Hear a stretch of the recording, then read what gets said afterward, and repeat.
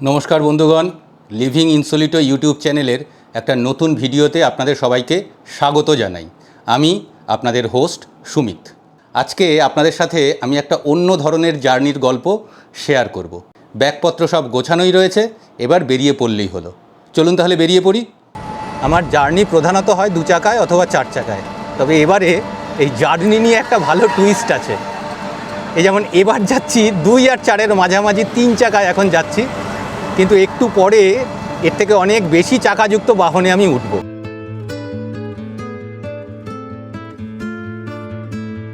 হেয়ালি না করে বলেই ফেলি, হ্যাঁ, এবার আমি নর্থ বেঙ্গল যাচ্ছি বাসে করে, স্লিপার বাসে, রুবি পরিবহনের একটা স্লিপার বাসে। সেই বাসে আমার জার্নির অভিজ্ঞতা কেমন হয় আপনাদের সঙ্গে শেয়ার করব পুরোটাই। আমি উঠব হচ্ছে জাগুলি থেকে, বাসটা এসপ্ল্যানেড থেকে ছাড়ছে, কিন্তু আমি উঠবো জাগুলি থেকে, কারণ আমার বাড়ি থেকে এটা হচ্ছে নিয়ারেস্ট পয়েন্ট। তো এখন আমি টোটো করে যাচ্ছি। একটু আগে কাপা মোড় পেরিয়েছি, এখন এই হচ্ছে জাগুলি যাওয়ার রাস্তাটা। এটা অনেকটা পরিবর্তন হয়েছে, কিন্তু খুব ভালো কন্ডিশনে এসছে। এর আগে লাস্ট বাইক রাইডের সময় যে কন্ডিশন ছিল তার থেকে অনেকটা বেটার হয়েছে, চকচকে হয়েছে, মসৃণ হয়েছে। আর এবারের জার্নিটা কিন্তু আমার সোলো জার্নি হচ্ছে। বহু দিন বাদে আমি সোলো বেরিয়েছি। হ্যাঁ, ভেবেছিলাম বাইকেই যাব, কিন্তু নানান কারণে, যা গরম প্লাস পেট্রোল নিয়েও তো একটু ইস্যু হচ্ছে এখন শুনছি নানান জায়গায়, এই সমস্ত কারণে হঠাৎ করেই বাসে যাওয়ার প্ল্যান হলো। চলুন সেই গল্প আপনাদের সঙ্গে শেয়ার করব। চলে এসছি জাগুলি। এই যে ব্রিজটা যাচ্ছে, এটা হচ্ছে উপর দিয়ে এনএইচ চলে গেছে, আর আমরা সার্ভিস রোড দিয়ে যাচ্ছি। বাসটা আমাকে যা বলেছে, এইখানে যে ব্রিজটা শেষ হচ্ছে এইখানটায় থেকে ওরা পিক আপ করবে। এই যে এনএইচ। শুরুতেই একটা ঝটকা, এসে তো পৌঁছেছি জাগুলিতে। এবার আমার বাস ছিল হচ্ছে 8:45, কিন্তু মুশকিল হচ্ছে, আমি ড্রাইভারকে যখন ফোন করলাম বললো একটু লেট আছে, আধ ঘন্টা 40 মিনিট মতন লেট হবে। এবার এখন এই লাইভ ট্র্যাকিংয়ে দেখাচ্ছে এখনও মধ্যমগ্রামের ওপাশে রয়েছে, এবং আরও 1 ঘন্টা 15 মিনিট লাগবে। মানে 9:45 বাস 10টা, 10:15 আগে কিন্তু এসে পৌঁছবে না। আরও লোকজন সব ওয়েট করে রয়েছে এখানে। কারোর বাস আধ ঘন্টা লেট, কারোর বাস 40 মিনিট লেট। আজকে নাকি এয়ারপোর্টের কাছে খুব জ্যাম, ওই জন্য সমস্ত বাসই লেট হচ্ছে। এই হচ্ছে জাগুলি, এই যে এই দিকটা হচ্ছে কলকাতার দিক, আর এই যে বাসটা যাচ্ছে এই দিকটা হচ্ছে রানাঘাট হয়ে শিলিগুড়ি। এই NH 34 বা NH 12 যাই বলি না কেন, সেটা হচ্ছে ওই হচ্ছে জাগুলির ওভারব্রিজটা। এখন অপেক্ষা করা ছাড়া উপায় নেই, দেখি কতক্ষণে আসে। এই চায়ের দোকানটাতে চা খাচ্ছি বারবার, আর ওয়েট করছি। আধ ঘন্টা অলমোস্ট হয়ে গেছে ওয়েটিং, আরও কতক্ষণ ওয়েট করতে হয় দেখি।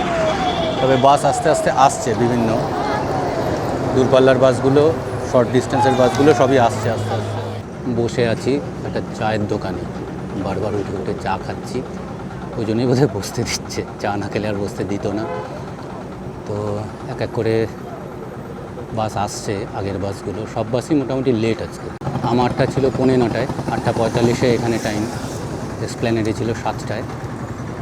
অলরেডি 20-25 মিনিট মতন লেট হয়ে গেছে। আরও অনেকেই ওয়েট করছেন আমার মতন।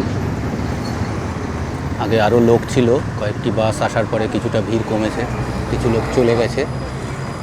এখনও অনেকেই বসে আছেন মালপত্র নিয়ে বা দাঁড়িয়ে আছেন।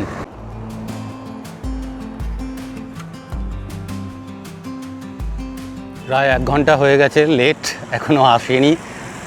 কোনো বাস আসছে, কেউ কেউ চলে যাচ্ছেন। আমি এই লাইভ ট্র্যাকিংয়ে দেখছি বাস, এখনও 20 মিনিট দেখাচ্ছে দেরি পৌঁছতে। আর ঢুকছে সব এক এক করে বাসগুলো। এই যে এদের বাস চলে এসছে, এরা যাচ্ছেন এখন। অবশেষে কাছাকাছি এসেছে, 3 মিনিটের ডিস্টেন্স আর দেখাচ্ছে। কল্যাণী এক্সপ্রেস হয়ে ছেড়ে কাঁচরাপাড়া হরিণঘাটার যে রাস্তা সেটা ধরেছে, চলে আসবে আশা করি খুব শিগগিরই। L21, এটা কি 7964? 7964 L21, হ্যাঁ। সুমিত চক্রবর্তী অবশেষে এসছে। এবার আমরা উঠবো।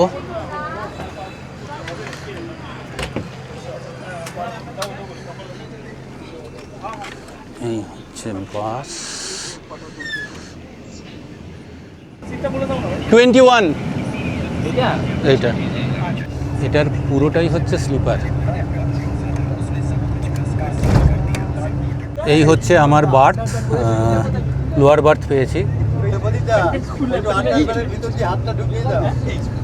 এখানে মালপত্র রাখার জায়গা, এসির একটা ভেন্ট এখানে আর একটা ভেন্ট এখানে, রিডিং ল্যাম্প আছে, এই হেলান দিয়ে বসার ব্যবস্থা, এইখানে হচ্ছে চার্জিং পয়েন্ট, জানি না কাজ করবে কিনা, এই বালিশ, এই কম্বল, আর এই পর্দা টেনে নিলেই পুরো আড়াল। বড্ড হই হট্টগোল রয়েছে। এই হচ্ছে বাইরের অবস্থা। এখানেও এটা টেনে নেওয়ার উপায় আছে, অপশান আছে। জলের বোতল দিয়ে গেল একটা, কিন্তু ফুড ইনক্লুডেড নয় এর মধ্যে। আচ্ছা, আমার এটা ভাড়া পড়েছে 2290 টাকা। আমার লাগেজ বলতে এই একটা ব্যাগ, যেটা নিয়ে আমি রোজ কর্মক্ষেত্রে যাই। এই একটা ছোট হ্যান্ড ব্যাগ, এর মধ্যে আমার প্রয়োজনীয় টুকটাক জিনিস সব রয়েছে। ফলে আমাকে লাগেজ কিন্তু আর ডিকিতে দিতে হয়নি, আমি নিয়েই উঠে পড়েছি, আমার বাড়তেই রাখতে পেরেছি। আর বাড়তে এরকম একটা ব্যাগ রাখার জায়গা আছে। দেখি ব্যাগটা ধরে কিনা। দিব্যি এখানে ব্যাগটা ধরে গেছে, কোনো অসুবিধা নেই। আর না হলে পায়ের তলায় থাকতো ওখানটাতে। ফ্লোরটা ঠিকঠাক, মোটামুটি সুন্দর একটা ম্যাট মতন পাতা আছে। আর এই যে এইভাবে এখানে সিট নাম্বারগুলো লেখা আছে, মার্কিং করা আছে। তবে অন্যান্য বাসের তুলনায় এখানে দেখছি যে লোয়ার বার্থটা একেবারেই প্রায় মেঝের সঙ্গে লাগানো। এই যে মেঝের পরেই এটা শুরু হয়ে গেছে, এমনকি একটা জুতোর ঠিকঠাক ঢোকানোর মতনও জায়গা নেই। আর এই রকম এই শেষের দিকে একটা মালপত্র রাখার জায়গা আছে।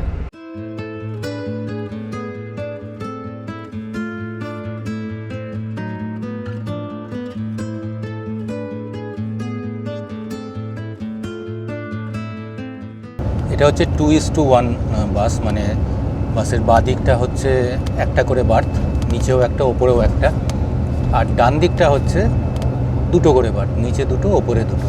এবং এই যে ডাবল বেড বার্থ যেটা, সেটাতে দুটো বার্থের মাঝখানে আবার একটা পর্দা দিয়ে ডিভাইড করবার ব্যাপার আছে। পর্দা টেনে নিলেই অন্য সিট থেকে, পাশের সিটের থেকে ওটা সেপারেট হয়ে যাবে, প্রাইভেসি বজায় থাকবে। তবে এই বাসে কিন্তু টয়লেট নেই। আমার সিটটা বাঁদিকে পড়েছে, সিঙ্গেল সিট যেটা বাঁদিকে পড়েছে, জন্য শুধু বাঁদিকটাই দেখতে পাচ্ছি। এটাতে কিন্তু আমি আরেকটা জিনিস দেখাবো। বাবারে, ঝাঁকুনি নেই এখন, রাস্তা অনেক ভালো হয়ে গেছে, কিন্তু দুলুনি তো আছে। সরকার পরিবর্তন হওয়ার পর অনেকগুলো চর্চার বিষয়ের মধ্যে একটা কিন্তু খুব চর্চিত বিষয় হলো যে NH34 বা NH12, এতে যে দুপা দূরে দূরে ব্যারিকেড করে রাখা থাকতো, সেটা কি এখনও আছে না উঠে গেছে? চলুন আজকে কিন্তু আমি সেটাও আপনাদের সঙ্গে শেয়ার করব, দেখাবো কি কন্ডিশন এখন রাস্তার।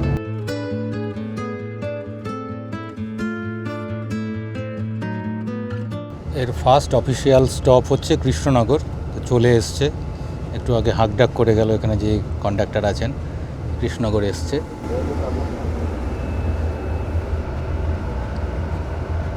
এই যে এখানে ঢুকছে বিশ্রামের জন্য, খাওয়ার জন্য রাতের। প্যাসেজের আলো টালোগুলো জ্বেলে দিয়েছে। কতক্ষণ দাদা? এই হচ্ছে আমাদের আজকের বাস 7964। বলেছিলাম অনেকগুলো চাকাওয়ালা গাড়িতে যাব। এই যে দেখুন কত চাকা।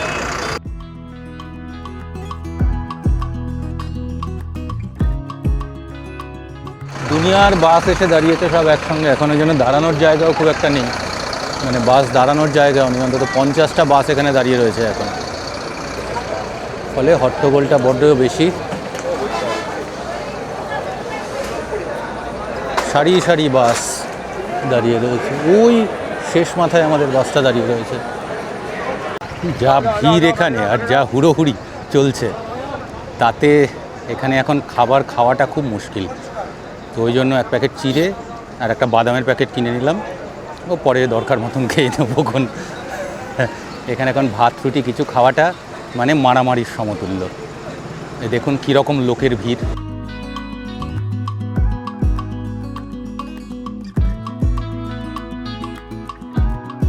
উঠে পড়া যাক। জল নিয়ে নিয়েছি আরেকটা।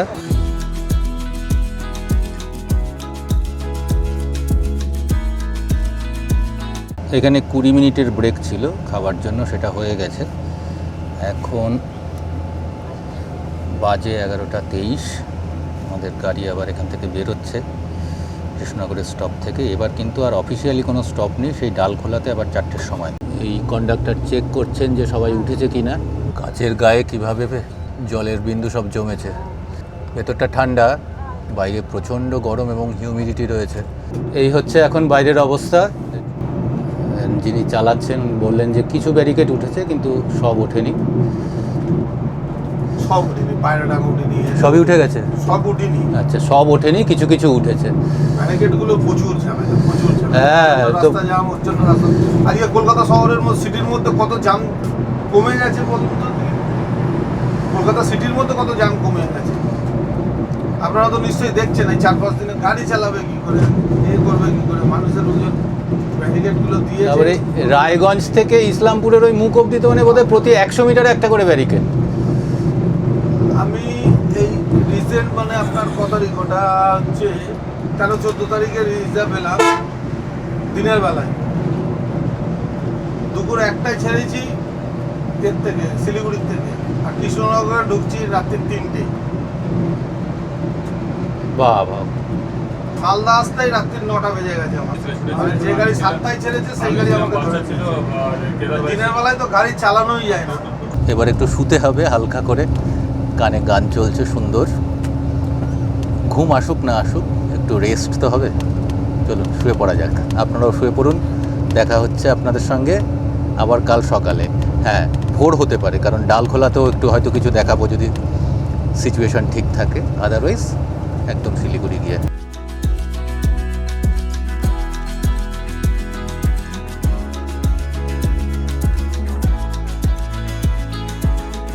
টয়লেট নেই এটার মধ্যে, তাই একটু সমস্যা হচ্ছিল।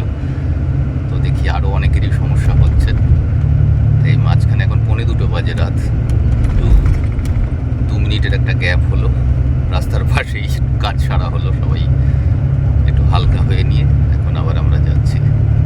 প্রচুর জ্যাম রয়েছে রাস্তায়, পর পর গাড়ির লাইন সব,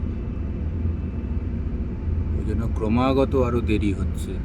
ফারাক্কার ব্রিজে ওঠার আগে এই অবস্থা চলছে। প্রায় 2টো বাজে এখন। এই সেই পবিত্র হোটেল, এখানে বেশ কয়েকবার থেকেছি রাতে, ফারাক্কাতে, নিউ ফারাক্কা জাংশনের একদম কাছে। এই হোটেলটাতেও থেকেছি, পরিবর্তন হোটেল।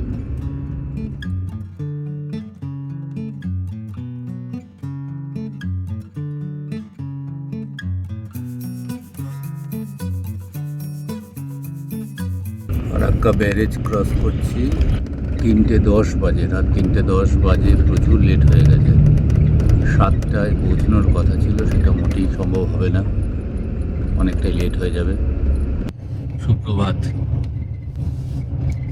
একটুখানি ঘুম হয়েছে, ভেবেছিলাম একেবারেই হবে না, কিন্তু হয়েছে।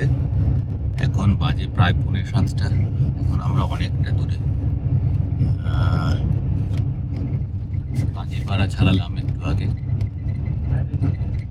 এখনো সবার হয়তো ভাঙেনি। কারোর আওয়াজ পাচ্ছি, ফোন আসছে, কারোর রেসপন্স করছে, সে থেকে বুঝতে পারছি যে কেউ কেউ জেগে আছে, কিন্তু আদারওয়াইজ পুরো একদম চুপচাপ।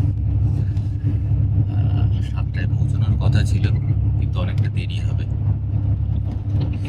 যাই হোক, উত্তরবঙ্গের এই অংশটা দিয়ে বাইকে আসলে মোটামুটি বিকেল হয়ে যায়।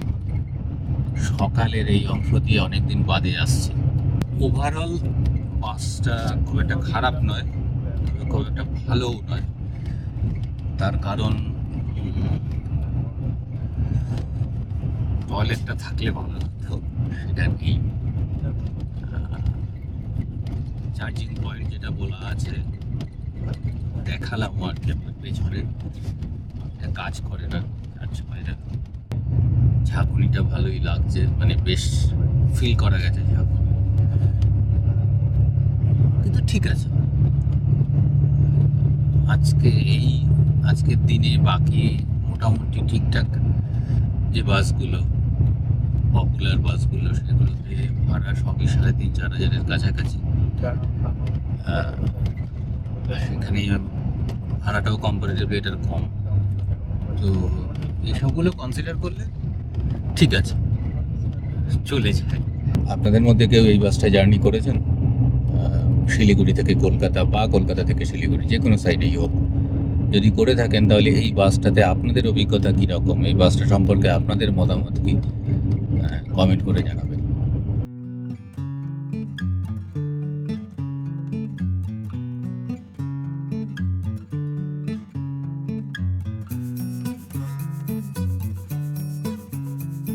সোয়া 8টা বাজে, 1 ঘন্টা 15-20 মিনিট মতন প্রায় লেট হয়ে গেছে। এখনও কিন্তু আমরা এসে পৌঁছোইনি, তবে কাছাকাছি চলে এসেছি। আর হয়তো 3-4 কিলোমিটার মতন বাকি আছে। এই যে দেখতে পাচ্ছেন এখনও দাঁড়িয়ে রয়েছে, থেমে রয়েছে। এখন এই সিগন্যালগুলো লাগছে সব শিলিগুড়ি ঢোকার। তো আশা করি আর মিনিট 10-এর মধ্যে হয়তো পৌঁছতে পারবো তেঞ্জিং নরগে বাস স্ট্যান্ডে। অবশেষে প্রায় 1.5 ঘন্টা লেটে 8:30টার সময় আমাদের বাস এসে পৌঁছলো। ভোরবেলাটা টয়লেট নিয়ে বাসে, এই জন্য সকালের পর থেকে এই সময়টা কাটানো বেশ কষ্টকর হয়ে গেছে। যাই হোক, আজকের এই এপিসোডটা এখানেই শেষ করছি। এবার চলুন পাহাড়ে কোথায় নিয়ে যাই সেই গল্প বলতে হবে, তো দেখা হবে পরের এপিসোডে।